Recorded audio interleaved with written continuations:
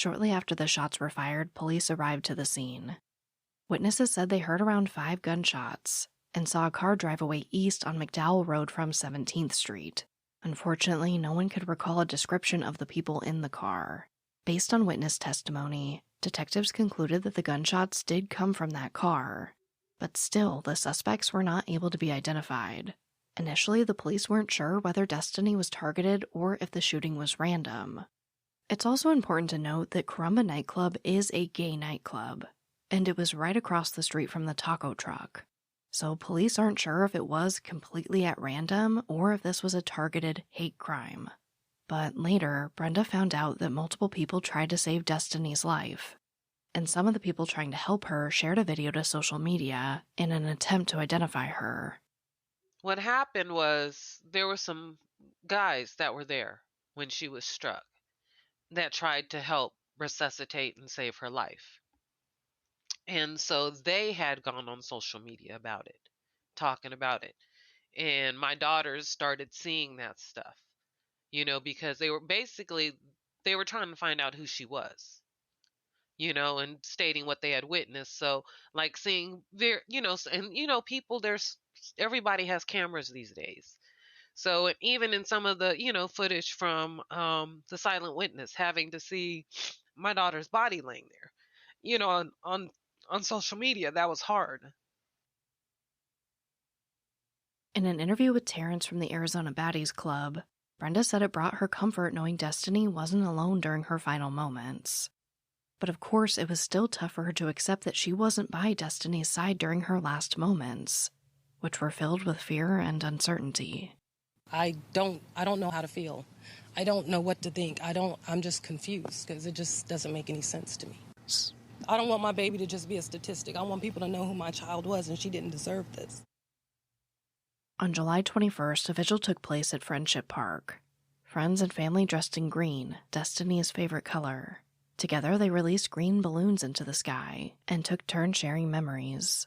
At the vigil, Destiny's sister Brianna told Fox 10 Phoenix, quote, "It feels so nice to know that my sister touched so many lives, and so many people came out to support us. It makes me happy to know that so many people cried about my sister, because I don't want her to be forgotten, or just be known as the girl shot at the food truck, because she was more than that." Almost a week later, on July 27th, the Phoenix Police Department held a press conference. They shared that they didn't think Destiny was targeted, quote, for who she was, but they were still trying to figure out why she was killed. The police also revealed surveillance footage of the suspected vehicle connected to the murder. It was a newer, dark-colored sedan with 4 doors, but the police didn't know the exact make and model. They asked the public to call if they recognized the car. They also urged anyone who was in the area on that night to get in touch with the police, because they might have seen something important. During the press conference, Destiny's mom Brenda also spoke. She shared what it was like to have no answers during this time. It's been hard, because we wake up every day not understanding why. Because, like I said, Destiny didn't go anywhere. So it's hard for us. Just, for example, the night she left. When she left, she caught an Uber to meet up with friends. She was, gave her sister her location, was on the phone with her sister until she met with her friends. So it's unreal to us. It's like Destiny's still gonna walk through the door, but we know she's not, because there's no way she'd go this long not speaking to us, or, us seeing her or hearing from her.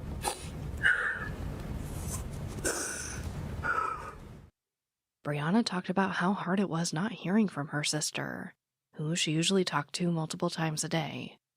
Like, I wake up every day and it's just like, oh, okay, and then reality sets in that I'm not going to see my sister again. It's just been really hard. Before the conference wrapped up, Brenda shared a message for the people in the car. I mean, if you know anything, then just please come forward. Destiny didn't deserve this. She lit up a room. She was just, you couldn't embarrass her. She was just a happy person, and she would embarrass herself to make you laugh. It didn't matter where she was. And this is just, it's just unreal to us that this would happen to that type of person. You know, she never had a negative word to say about anybody. If somebody came to her with anything negative, the first thing out of her mouth was, "That's not my business." You know, she wasn't one to talk about people. She was one to help people. You know, she saw the beauty in everything and everyone. So for us to lose her like this, we don't understand.